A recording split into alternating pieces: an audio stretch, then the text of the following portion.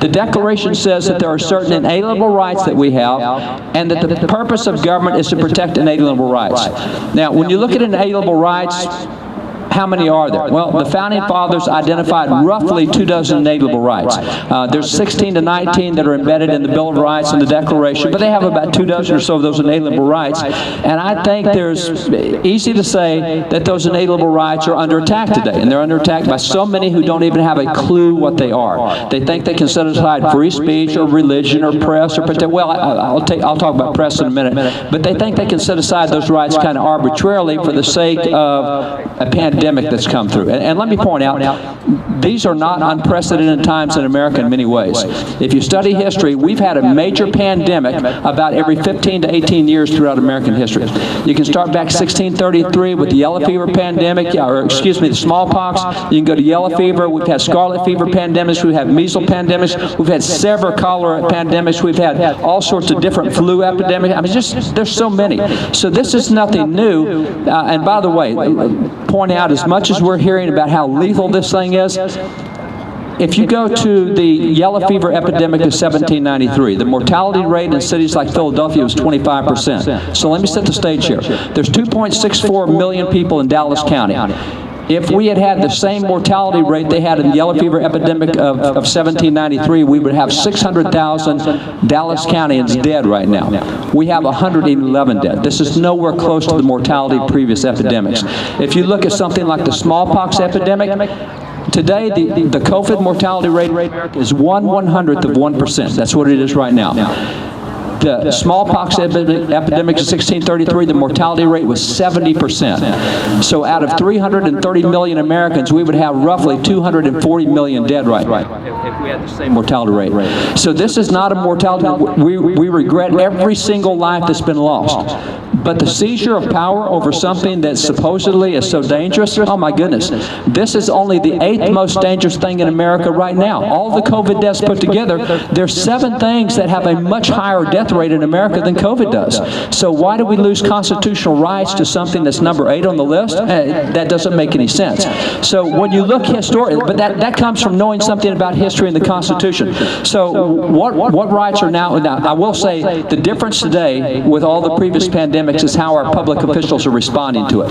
It's not that we haven't had them before, and it's not that government hasn't been involved before. The response today is unprecedented. If you look at the attack on our rights, let me take the First Amendment. The First Amendment has 5 guaranteed rights in the First Amendment. By the way, only 1 out of 1,000 Americans knows what those 5 rights are in the First Amendment. If you want a homework assignment, learn those 5 rights, and then ask all your friends what those 5 rights are. Just get them to think about the 5 rights in the First Amendment. Freedom of speech and press and petition and assembly and religion. 5 simple things. 4 of those 5 are under direct attack in COVID. The only one that the public officials have not gone after is freedom of the press. I wonder why that is. They've left the press completely alone. They've gone after religion, petition, assembly. They've gone after everything else. They haven't done. We've had the Second Amendment come under attack. The mayor in Jackson, Florida, or in Jackson, Mississippi said, you know, during this COVID thing, we're going to have to suspend all your Second Amendment rights to conceal carry. You can't do that anymore. No. That's not a reason to take away inalienable rights.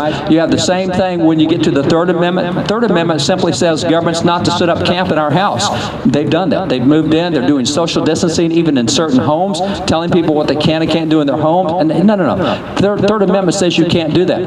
The 4th through the 8th Amendments are what we call the due process clauses. There's a number of amendments there, and they're all based on the belief that we're innocent until proven guilty, unless it's COVID, and then we're all guilty until proven innocent.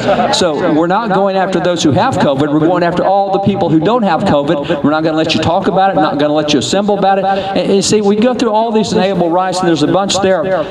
But if you look at, as I mentioned, if you look at all those in the Bill of Rights and elsewhere, you get 16 to 19 depending on how you break them out. Founding Fathers said roughly 24. So what do we have that we're not talking about? Well, Founding Fathers said you have an inalienable right of expatriation. Now, we don't really know what that is today because we don't study that, but here's another one. Founding Fathers said you have an inalienable God-given right to earn a living, and it's the duty of government to protect that. The government has the same responsibility to protect your right to earn a living as it does to protect your freedom of speech or press or anything else. Let me give you a quote from Thomas Jefferson in his 2nd inaugural address. It's a great quote. He says, "What is necessary to make us a happy and a prosperous people? That's a good question. Don't know how you would answer that. Here's how he answered it. He said, what's necessary to make us a happy and a prosperous people? He says, a wise and frugal government that shall leave citizens free to regulate their own pursuits of industry and improvement and not take from the mouth of labor the bread it has earned. This is a sum of good government. So good government gives you the right to earn a living and doesn't take it away from you. Now, that's a fundamental understanding they had. Now, let me be real clear. It's not the government's responsibility to give you a job or to make sure you have a job. You do that. But once you get a job, it's the government's responsibility not to take it away from you and to make sure that you can keep the income that you make. It's not their responsibility to give you a job.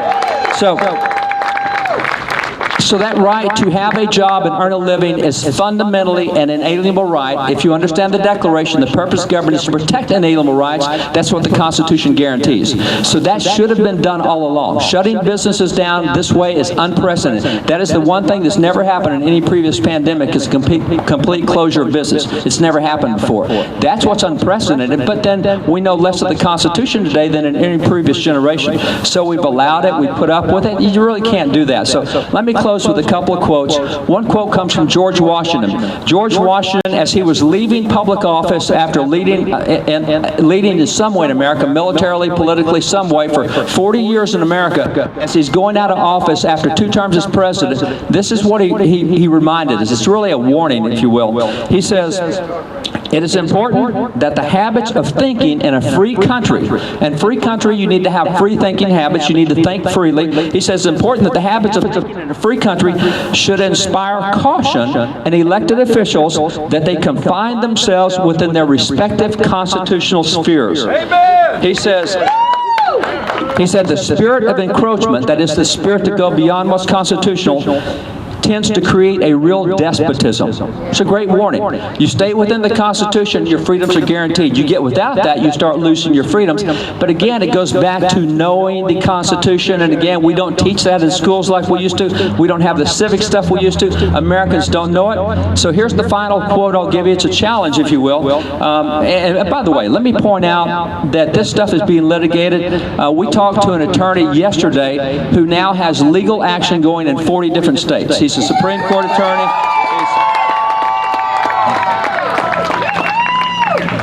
We work with so many national legal groups that are so aggressive on this, and we got a decision 2 days ago on one of the government officials who was trying to suspend rights. This is what the Circuit Court of Appeals said. I love this. They said, we will not allow the Constitution to sleep during this pandemic. Exactly right. And I'll tell you, those 191 judges that have been appointed in the last 3 years, they're more constitutionalists than I've seen in my lifetime. And those are the guys that are starting to give this kind of decision. So they're looking at the Constitution first. However, here's the final quote I have from you. It comes from John Jay. He's an author of the Federalist Papers, one of the greatest commentaries ever written on the Constitution. He's an original justice on the U.S. Supreme Court. Here's what he advised in his day. He says, every member of the state ought diligently to read and study the Constitution of his country and to teach the rising generation to be free. He said, by knowing their rights, they will sooner perceive when their rights are violated and be the better prepared to defend and assert them. 7 verbs there. Read and study the Constitution and teach it. Then know your rights so that you can perceive when they're violated, and then you can defend and assert your rights. Those 7 verbs, that's a quote that every one of us should memorize. As a citizen of the United States, we need to know our Constitution. We need to teach it to the next generation. It is knowing, defending, and asserting our rights that has made America different from every other nation in the world. We've got to keep doing that today. God bless you guys.